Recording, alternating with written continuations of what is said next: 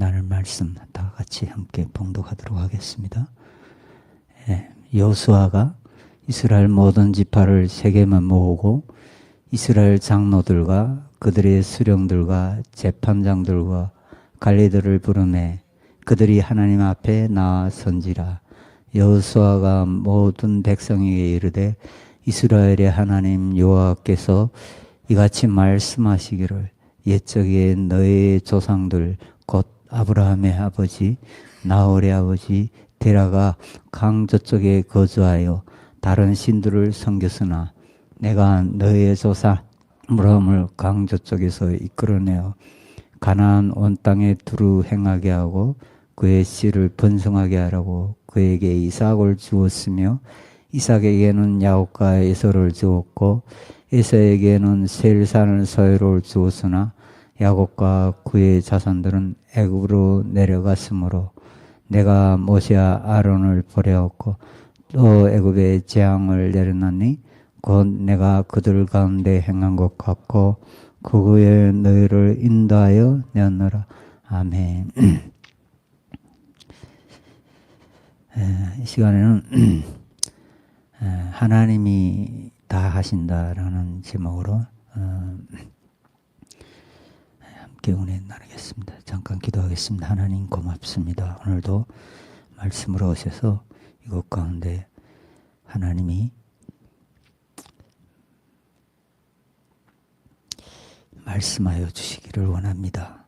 우리가 듣고 아멘을 받고 순종하기 원합니다.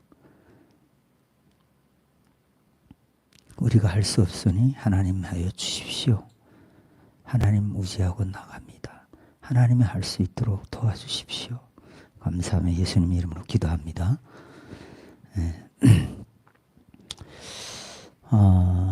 하나님이 다 하신다. 이 제목으로 여호수아 20장, 24장 말씀을 함께 나누겠습니다. 이제 여호수아서 마지막 이제 장인데 이것을 통해서 하나님이 어떤 말씀을 주실지 저 자신도 기대하며 합니다.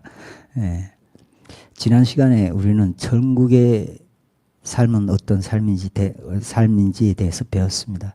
천국의 삶이란 제사장과 레위인의 삶이었고 하나님과 이웃사랑의 삶이라고 했습니다. 그런데 구약의 개념은 우선권이 하나님에게 있고 차선이 인간에게 있고 인간에게 있다. 그런데 신약의 개념은 어떻다고요? 하나님 사랑과 이웃 사랑이 동일하다. 왜? 왜냐하면 그것은 그리스도의 죽으심과 우리가 합하여서 그와 함께 죽었고 성령의 내주하심으로 하나님과 우리가 하나가 되었기 때문에 뭐예요? 하나님 사랑, 이웃 사랑이 동일하다. 어느 게 먼저고 나중에 없다. 왜요? 우리가 죽었기 때문에, 없기 때문에. 그래서 이 예배도 중요하지만 어떤 예배가 더 중요하다고? 삶의 예배가 훨씬 더 중요하다는 거예요. 예. 우리가 없고 그리스도로 일상을 사는 삶, 그것이 훨씬 더 중요하다는 거예요. 예. 왜? 그것이 살아있는 진짜 예배니까. 여기 와서는 우리가 이렇게 조금 뭐 거룩한 척하고 조금 좀 그렇게 할 수 있거든. 좀 가식적인 행동을 할 수 있다만. 근데 삶의 예배는 그렇지가 않아요. 정말 그렇지가 않아요. 하나님 앞에서 진짜 사는 삶이란 말이에요. 그래서 저는 일상의 삶이 여러분과 저와 여러분의 삶이 정말 예배의 삶이 되기 원합니다. 하나님 앞에서 사는 삶이 되기를 간절히 소망합니다. 오늘 본문 말씀 여호수아 24장에는 가나안 정복의 지도자였던 여호수아가 죽음을 앞두고 유언 설교와 함께 이제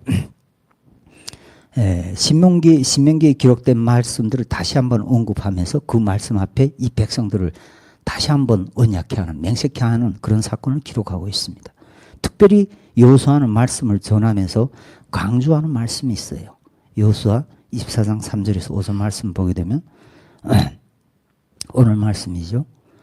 너희 조상 아브라함을 강 저쪽에서 이끌어내어 가나안 온 땅을 두루 행하게 하고 그의 씨를 번성하게 하려고 그에게 이삭을 주었으며 이삭이 야곱과 에서를 주었고 에서에게는 세일산을 서로 주었으나 야곱과 그의 자손들은 애굽으로 내려갔고 갔으므로 내가 모세 아론을 보냈고 애굽에 재앙을 내렸나니 곧 내가 그들 가운데 행한 것과 그 후에 너희를 인도하여 내었노라. 그 모든 것을 누가 했다고요? 하나님이 인도했다는 거예요. 하나님이 행했다는 거예요. 그리고 24장 6절에서 13절 말씀에는 또 이렇게 말하고 있습니다. 너희 조상들 애굽에서 인도하여 내어 바다에 이르게 한즉 애굽 사람들이 병과 마병들을 거느리고 너희 조상들을 홍해까지 쫓아함으로 너희 조상들을 부르짖기로 내가 너희와 애굽 사람들 사이에 후감을 두고 바다로 이끌어 그들을 덮어버렸나니 또 너희가 만나를 강야에서 거주하였느니라. 내가 또 너희를 인도하여 요단 저쪽에 거주하는 아버지 족속의 땅으로 들어가며 나는 그들을 너희 앞에서 멸절시켰으며 내가 왕보를 너희 앞에 보내어 그 아모리 족속의 두 왕을 너희 앞에서 쫓아내게 하였나니 너희 칼이나 너희 할로서 이같이 한 것이 아니며 내가 또 너희가 수고하지 아니한 땅과 너희가 건설하지 아니한 성읍을 너희에게 주었더니 너희가 그 가운데 거주하면 너희는 또 너희가 심지 아니한 포도과 감람원의 열매를 먹는다 하셨느니라. 전부 다 뭐예요? 그들의 칼과 할로 한 것이 아니고 하나님이 했다 이게. 예, 너희가 세우지 않은 성읍, 너희가 심지 않은 것들 전부 다 하나님 주셨다는 거예요. 뭐예요? 뭘 말하고자 하는 겁니까? 전부 다 하나님이 하셨다는 거예요. 전부 다 하나님이 하셨다. 아브라함도 그의 자녀들도 하나님이 인도했고 이스라엘 백성도 애굽에서 끌어낸 거 하나님이 다 하셨다 이거예요. 예, 감람나무 먹게 한 거 다 하나님이 주셨다 이거예요. 그런데 여호수아서 24장 31절 말씀에는 이런 말씀이 나오고 있습니다. 이스라엘이 여호수아가 사는 날 동안과 여호수아 뒤에 생존한 장로들 곧 여호와께서 이스라엘 위하여 행하신 모든 일을 아는 자들이 사는 날 동안 여호와를 섬겼더라. 네, 여호수아가 생존하는 날 동안만 여호와를 섬겼다 이렇게 말씀하고 있습니다. 이 말을 뒤집으면은 이스라엘 백성들이 여호수아가 그와 함께한 장로들이 없는 날에는 여호와를 섬기지 않았다 하는 말이 되겠죠. 섬기지 않았다는 말이 돼요. 그러면 약속이 어떻게 되었습니까? 여호와를 섬기지 않으면 저주와 멸망이 약속되어 있어요. 그러면 여호와를 섬기지 않은 이 백성에게 이제 무엇이 온다요? 멸망과 심판과 저주가 올 수밖에 없는 상황이 되었다는 것을 이제 계시해 주고 있습니다. 사사기서에서 이제 그걸 보여주고 있죠. 이 메시지 중에서 우리에게 주는 여호수아가 주는 메시지가 무엇입니까? 아무리 약속이 땅이라 할지라도 여호수아가 없으면 여호수아는 누구를 예표하는 자예요? 예수 그리스도를 예표하는 자예요. 천국이 약속되어 있어요. 근데 그곳에 약속에 말씀되신 여호수아 그리스도가 없으면 천국이 도리어 뭐가 된다고요? 천국이 도리어 지옥이 된다는 거예요. 지옥이.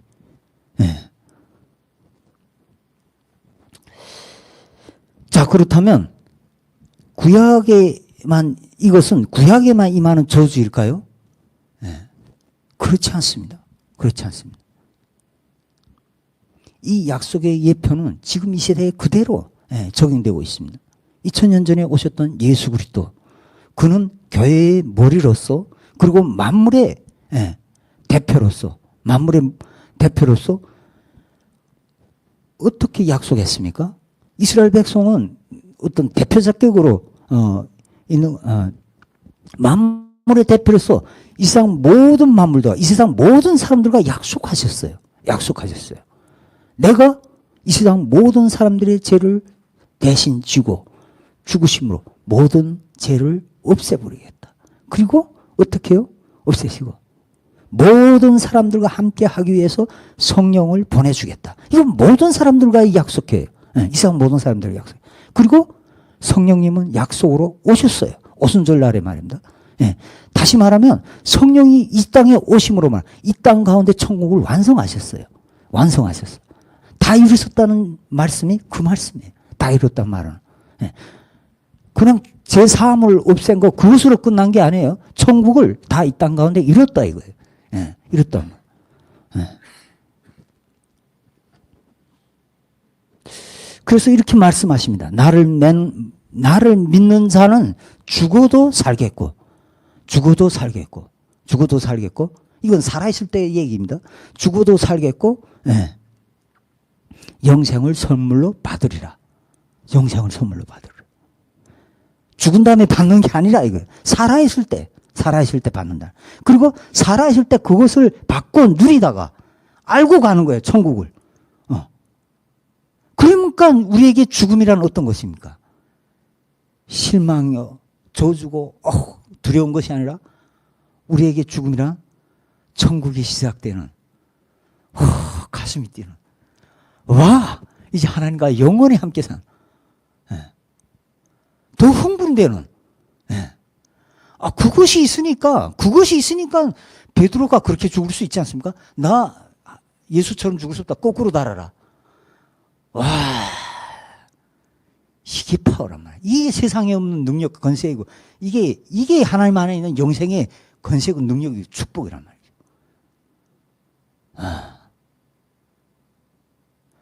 그것이 그리스도인과 세상 사람과 다른 것이에요. 다른 것이요. 진짜 영생. 살아 역사하는. 그걸 선물로 다 주셨단 말이에요. 모든 사람에게. 단지 모르는 사람과 아는 사람, 이 둘 중에 하나예요. 예.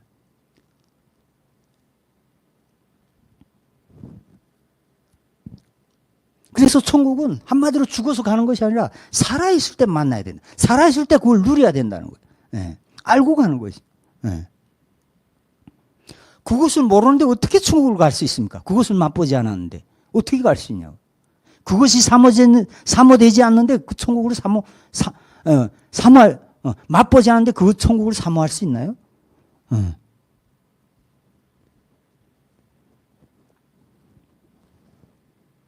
여러분 어떻습니까? 천국 누리고 있나요?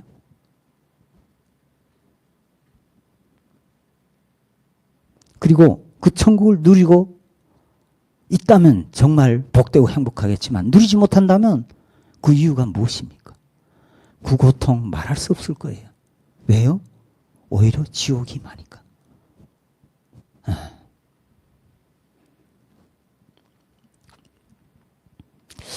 우리가 저도 그렇고 착각하는 것이 있어요. 우리는 구약시대 사람이 아니라 신약시대 사람이기 때문에, 신약시대 구약의 어떤 율법적인 삶, 육신적인 법으로 사는 사람이 아니다. 이렇게 생각할 수 있어요. 저도 그렇게 생각했어요. 우리 율법 안 받았으니까, 육신의 법대로, 율법대로 안 산다. 정말 그렇습니까? 그렇지가 않아요. 그렇지가 않아요. 제가 헷갈렸던 게 거의 20년 동안 방황했던, 하나님께 질문했던 질문 그거예요. 하나님 만났는데 내가 왜 하나님을 배신하고 이런 미국 가서 방황하고 이런 일들이 어떻게 도대체가 이런 일이 있었으나 그거가 스스로 거의 20년 동안 씨름했습니다. 그리고 제가 전했잖아요. 지금 시대는 마찬가지다. 처음으로 우리가 하나님 말씀을 받을 때 어떻게 받는다고요? 아담의 육신에 속한 육신의 법으로 받기 때문에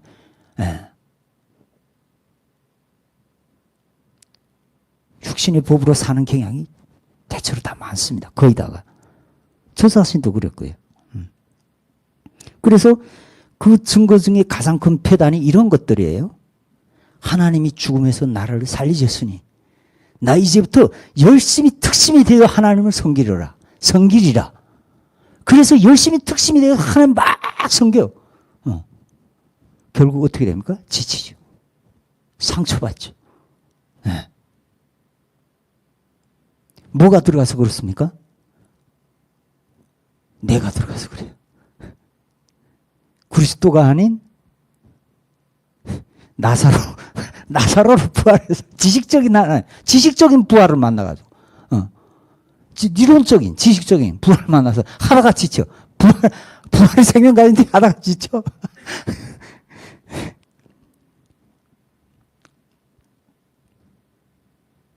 에덴 동산에서 쫓겨났던 하하가 그랬죠. 내가 여호와로 말미암아 득남하였느냐. 남자를 낳았다 이거예요. 내가 들어갔어, 내가. 꼭 우리는 내가 들어가. 거기에 끼어요, 하나님. 예. 자기 의의가 있는 거야. 나도 한몫했다 이거지.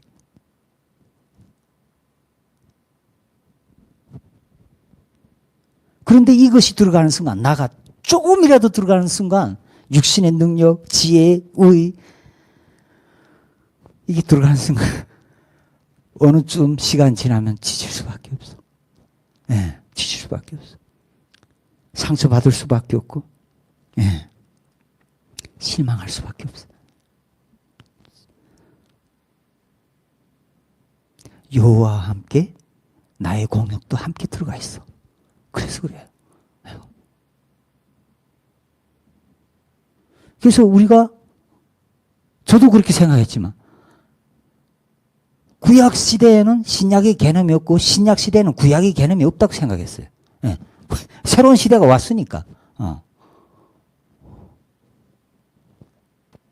그렇지가 않습니다. 구약에도 신약의 예표적인 개념들이 있고, 구약의 개념에도, 신약의 개념에도 구약의 개념이 존재한다는 거예요. 예. 예를 들면 신약의 대표이신 예수님조차도 죽음에서 부활하시기 직전까지 어떤 몸을 가지고 있었어요? 육신의 법의 메인 몸이었어요. 육신의 법의 메인 몸이었습니다. 예. 그래서 시 공간의 제한을 받는 연약한 인간의 삶에 갇혀서 살았어요.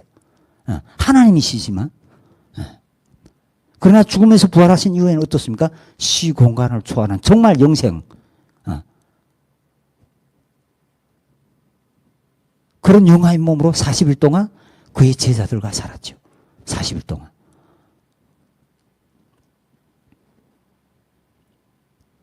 예수님 자신을 통해서 무엇을 말해주고 있습니까? 신약 시대에도 우리가 어떻게 해요?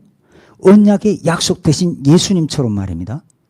그 언약과 함께 죽지 아니하면, 죽었다가 거듭나지 아니하면, 말씀 언약과 함께 죽음의 삶을 살지 않으면, 죽지 아니하면 어떻다고요? 천국의 삶을 온전히 누릴 수 없다는 것을 보여주고 있습니다.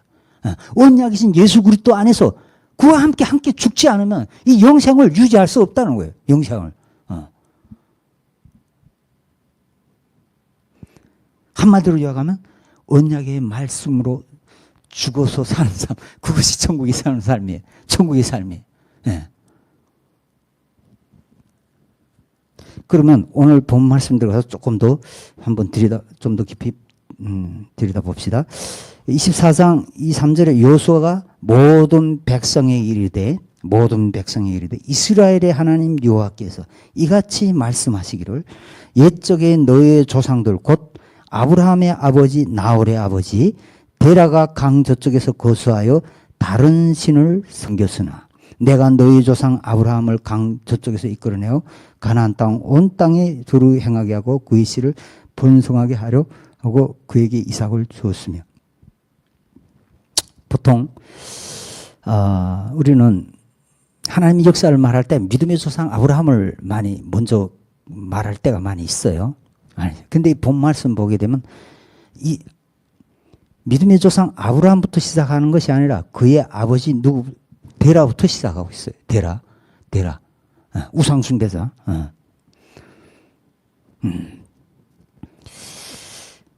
왜 그랬을까요? 왜 믿음의 조상 아브라함, 하나님의 역사를 말하면 믿음의 조상 아브라함부터 이렇게 시작해야 되는 거 아니에요? 그게 아니라 믿음의 조상 그의 아버지 데라. 아버지 나홀의 아버지, 아브라함의 아버지 나홀의 아버지 데라가 강 저쪽에 거주하여 다른 신을 섬겼으나. 데라부터 시작하고 있습니다. 또 다른 말씀을 봅시다. 이것은 출애굽기 20장 1절에서 3절 말씀입니다. 하나님이 이 모든 말씀으로 말씀하여 말씀으로 말씀하여 이르시되 나는 너를 애굽 땅 종 되었던 집에서 인도해낸 내 하나님 여호와니라. 너는 나 외에는 다른 신들을 내게 두지 말라. 이 말씀은 하나님께서 십계명을 주시기 전에 하신 말씀이에요. 십계명 바로 말을 하는 게 아니라 뭐예요? 애굽의 종 되었던 자들을 이끌어내는 하나님이라. 이것을 말씀하고 이제 십계명 다른 신을 섬기지 마. 나 위에 다른 신을 이렇게 시작하고 있어요. 이것을 신약에서는 조금 더 구체적으로 밝혀주고 있습니다. 에베소서 2장 1절 말씀입니다. 그는 허물과 죄로 죽었던 너희를 살리셨도다. 허물과 죄로 죽었던 너희를 살리셨도다. 에베소서 말씀은 교회에게 주시는 말씀이에요. 근데 교회의 시작이 어떻게 된다고요? 죽었던 너희를 살리셨도다. 하나님의 일이 어디에서 시작되는? 죽음에서 시작되는. 죽음에서. 죽음에서 시작된다는 말은 다시 말하면 무에서 유의 창조를 말하고 있습니다. 아예 죽었다는 건 죽었던 너희를 살다는 거 이게 뭐예요? 무에서 유의 창조예요. 하나님의 일은 창조의 사역이에요. 창조의 사역. 창조의 사역. 하나님 왜 이렇게 일을 행하실까요? 왜 죽음에서 하나님의 일을 행하실까요?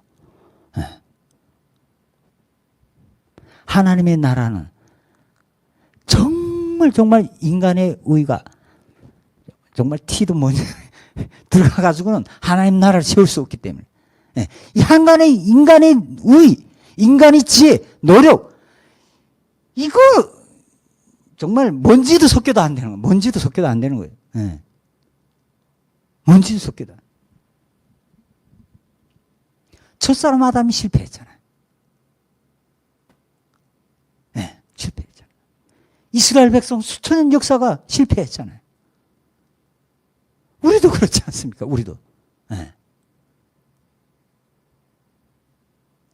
육신의 몸에 매여서 말입니다.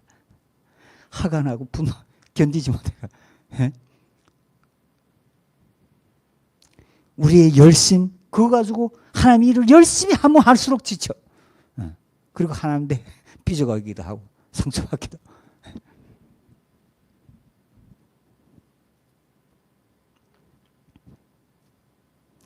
이스라엘의 수천 역사 첫째 사람 아담 그리고 현재의 교회들 왜 실패할까요?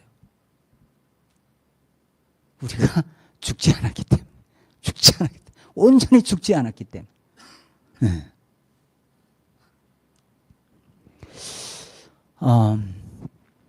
우리 세대 교회는 하나님께서 복음의 대사변을 위해서 모판 교회같이 아주 작은 모판 교회같이 이렇게 세우신 그 부르심 세우신 교회라고 저는 믿습니다. 그런데 그것이 시작에 불과하는 거예요. 시작에. 처음 시작할 때는 정말 기쁘고 설레고 너무너무 행복했어요. 정말 하루에 7시간 기도, 6시간 성경 통독하고 뭐 미친 듯이 했습니다. 그리고 찬양대도 멋있는 찬양대 세우고 싶고 근데 그때 시작할 때 한 6명, 리더십이 한 6명 됐죠. 전도사님들까지 저는 동일하게 이제 동일한 리더, 뭐 부교육자 개념을 없애버렸으니까. 너무 힘들더라고요. 너무 또 이게 리더십이 많으니까 이게 배가 하늘로 갈 수도 없고 산으로 갈 수도 없고 바다로 갈 수도 없고 도대체가 이게 찬양계 하나 세우려고 해도 예배팀을 맡은 분들이 그분들이 기준에서 준비 안 된 자를 세울 수가 없는 거예요. 저는 준비 안 돼도 이렇게 같이 하면 좋겠는데 탈북민들은 준비 안 되고 저도 이렇게 세우거든요. 세워서 이제 이렇게 다듬어가는 이렇게 하는데 어느 거 하나 내가 할 수 있는 게 없는 거예요. 내가 할 수 있는 게 제가 할 수 있는 게 없더라고. 그리고 제가 기도하고 성경 통독하고 이런 것들을 제 혼자 날뛰고 있지 한국 분들이 거기 동의 돼가지고 이게 잘 공감을 못하는 거예요. 이게 혼자 그러니까 사역을 하면서 제가 한국 분들을 얼마나 공감 못하는 사람인지 너무너무 이게 뼈저리 완전히 뼈가 사글될 정도로 경험을 하는 거예요. 아니 북한 탈북민들도 보면 한국 분들과 교제를 잘하는 분들이 있어요.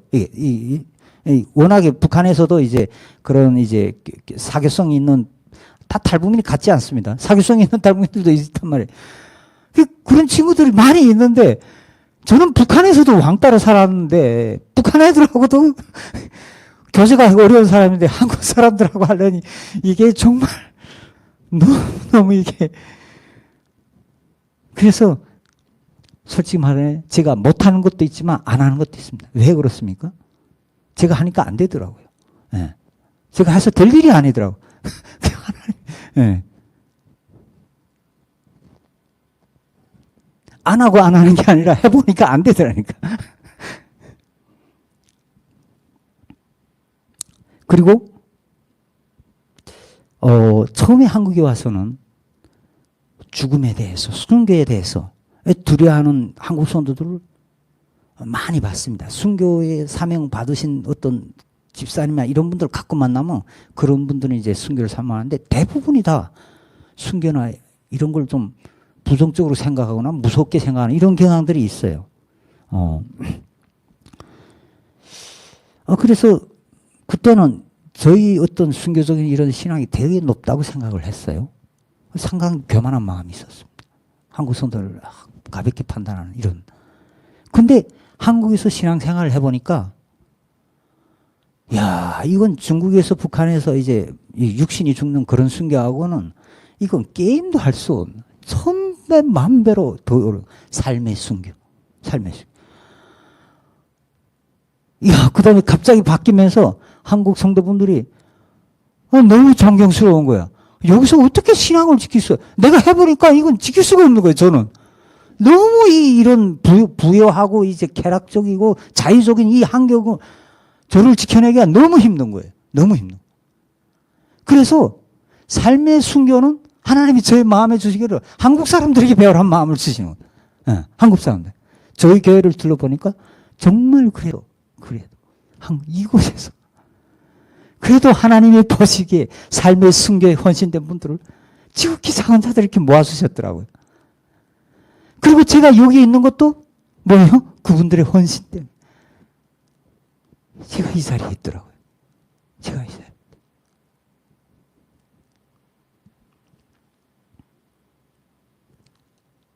그래서 저도 최선을 다하는 거예요. 저 안 되니까 하나님 아시잖아요. 하나님. 네. 제가 안 되는 거 아시니까 이분들에게 말씀해 주십시오. 이분들에게 마음을 주십시오. 그렇게 기도합니다. 하나 되게 해달라고. 내가 할 수 없으니까. 나에게 능력이 없으니까. 언제까지입니까? 언제까지 하나 될 수 있습니까? 기도합니다.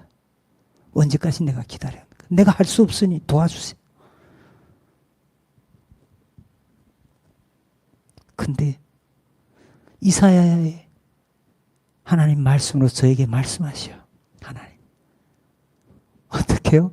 항폐하여 없어질 때까지, 온전히 다 죽을 때까지. 제가요? 아니, 여러분들이 온전히 죽을 때까지래요. 저는 사실 결혼을 하면서 너무 하나님께 감사해서 갑자기 말입니다. 제가 약간 좀 이렇게 계획적이 아니고 약간 뭐라 할까? 즉흥적인 그런 게 있어가지고 갑자기 말해요. 너무 행복하고 기뻐서 저를 복음 통일의 제물로 써주십시오. 이렇게 소원기도 했어요.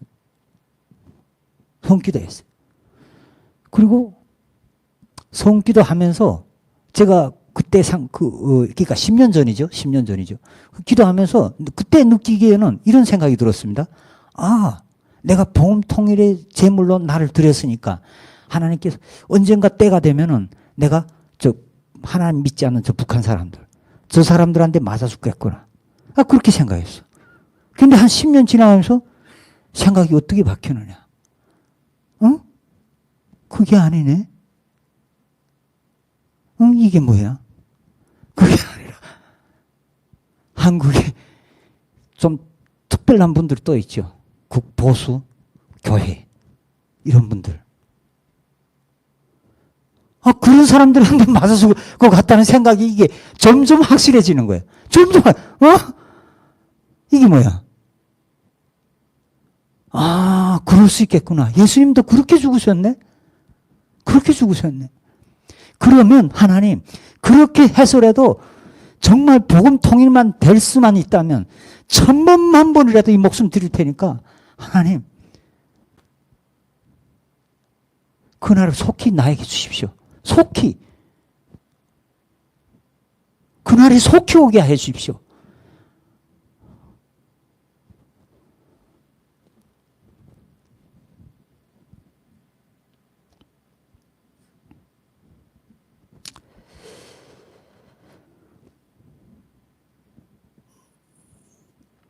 아까 좀 전에도 얘기했지만 구약에도 예표적인 신약의 개념이 있고 신약에도 구약의 개념이 있다 했습니다. 우리가 육신의 몸에 입고 있기 때문에 육신의 몸을 입기 때문에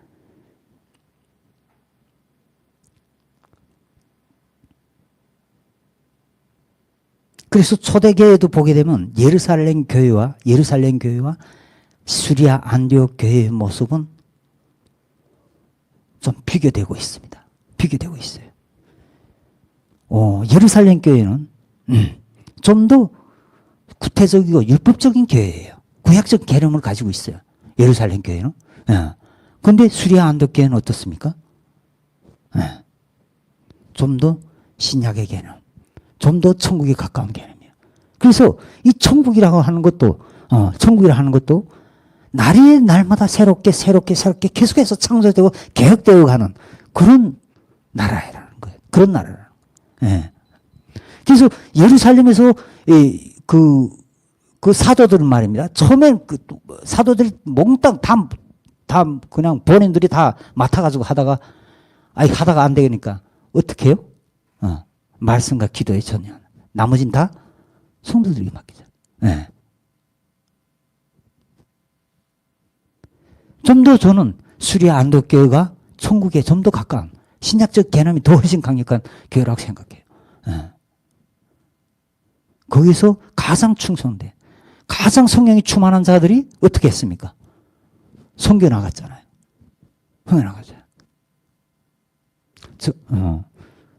바울과 바나바 그런 자들을 따라서 선교 나가죠. 신약적 개념이 그런 개념이에요. 여러분, 한국의 교회를 어떻게 생각하십니까? 정말 신약적인 교회? 이 말씀을 묵상하면서 그런 생각이 들었어요. 한국의 교회도 신약적인 개념보다는 구약적 개념이 많이 있다. 이런 생각이 들어요. 이 구약을 마치면서, 이 여호수아서를 마치면서 말입니다. 하나님이 두 개의 리더십을 저에게 보여주셨어요. 모세의 리더십과 여호수아의 리더십. 모세는 정치, 종교, 행정, 권력을 다 가지고 있었습니다.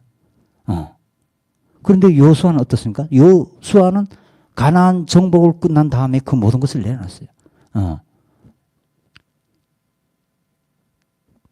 이스라엘 백성과 동일해요. 평등해.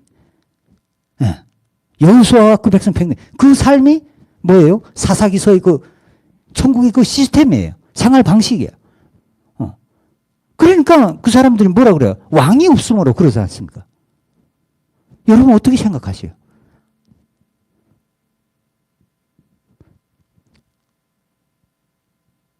왕이 있는데 보이지 않는 왕이죠. 한국 교회는 훨씬 구약적인, 구태적인 개념이 강한, 모세의 리더십이 강한 그런 교회예요. 그런 교회.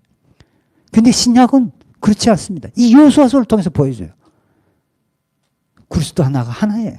평등해, 동일해. 그리고 베드로는 뭐라고 말씀하고 있습니까? 너희는 왕 같은 제사장들이다. 똑같다는 거예요. 예수님하고. 왕 같은 제사장들이다. 그래서 여러분에게 저는 그렇게 기도하는 거야. 왕 같은 제사장들이지 않습니까? 이들에게 마음 주십시오.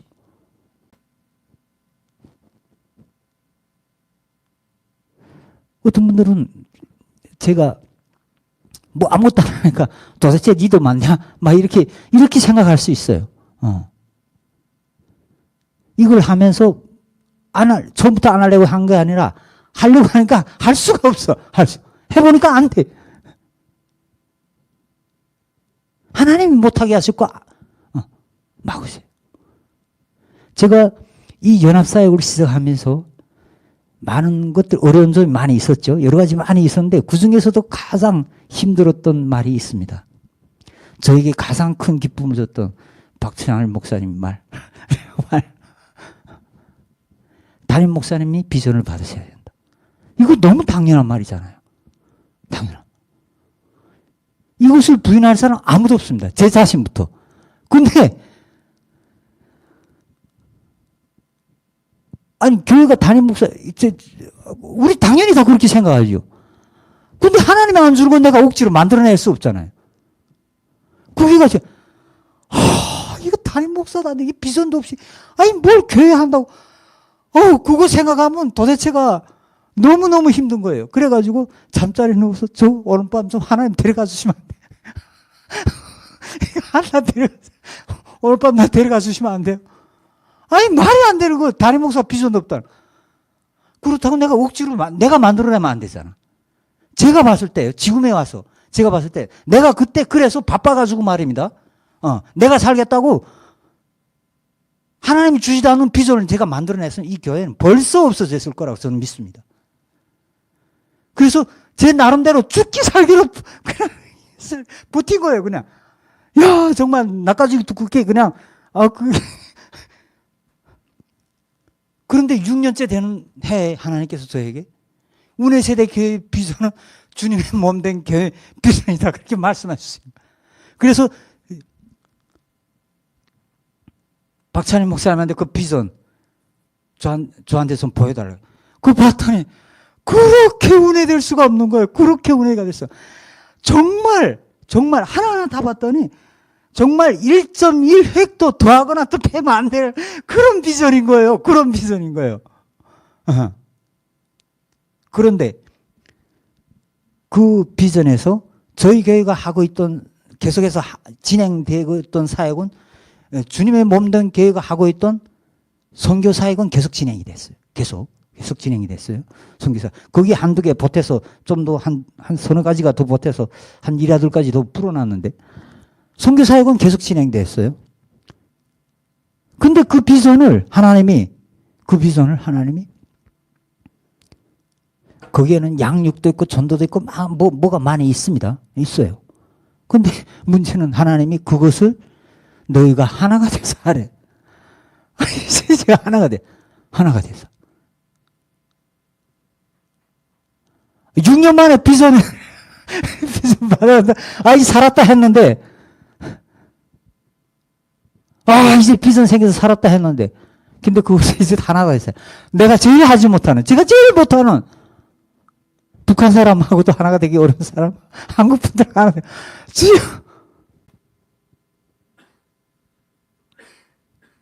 여러분, 복음통일 한국에 10년, 이제 와서 이제 한 20년 돼야죠. 가면 갈수록 소망이 없습니다.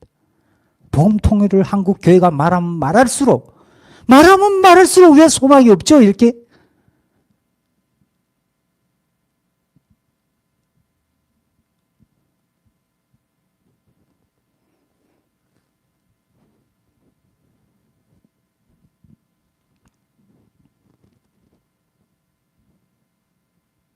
너무 인간적이고 이기적이.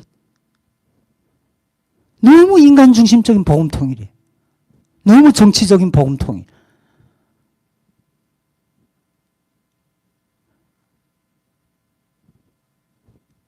그리고 저 북한이 죽지 않아서가 아니라 하나님이 이 한국교회가 죽지 않아서 이 산순교가 되지 않아서 복음통일이 안 돼.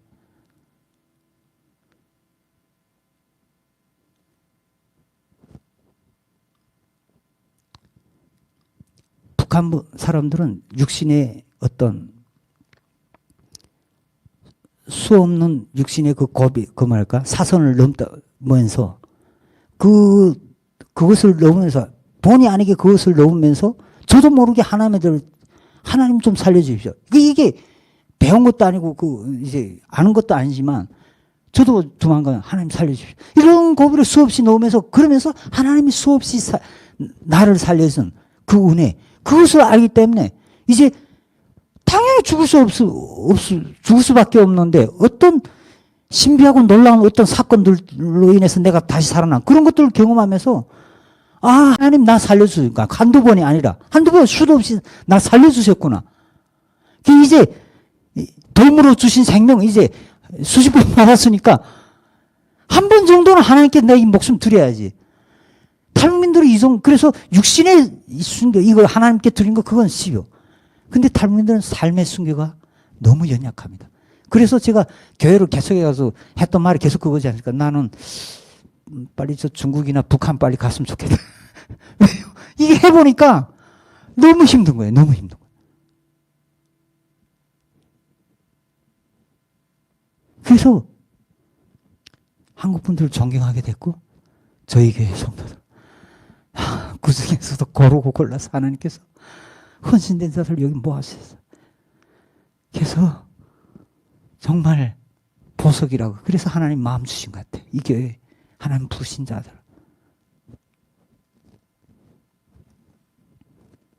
여러분을 통해서 그리고 제가 또 그 말씀의 순종을 통해서 저는 하나 되라고 하신 그 말씀에 순종하기 바랍니다. 예. 하나님 그렇게 하라 하니까 제가 별 수 있습니까? 해보니까 되지도 않아. 내가 하니까 되지도 않아.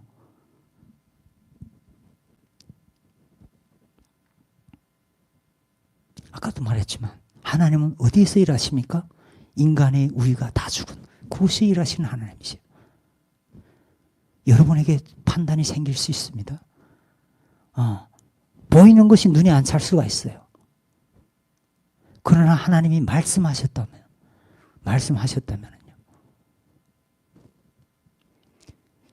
저희 교회로 복음통일의 작은 모판으로 부르신 하나님의 그 말씀에 순종해서 여러분도 동일한 제사장님으로 함께 비전에 대해서 함께 하나됨에 대해서 나눌 수 있었으면 좋겠습니다. 저에게 가르쳐 주세요. 제가 따를 거예요. 저는 단지 말씀을 맡은 자이지 여러분들의 리더가 아닙니다. 천국은 한 사람이 강력한 리더십으로 이끌어가는 그런 데가 아니에요. 왜요? 각자 가운데 그리스도의 영이 있기 때문에 그렇습니다. 네. 함께 토론하고 함께 하나 되어갈 수 있는 은혜 세대 교회 되기를 간절히 소망합니다. 기도하겠습니다. 하나님 감사합니다. 말씀으로 우리에게 말씀하시고 복음 통일을 위해서 하나님을 위해서 우리에게 말씀하심을 감사합니다. 그 말씀에 순종해서 온전히 우리가 복음 통일의 작은 제물 되기 원하고 모판이 되기 원하고 하나님의 그 부르심에 순종하여 복음 통일의 그 일에 우리가 쓰임받기 원합니다. 주여 축복해 주십시오. 예수님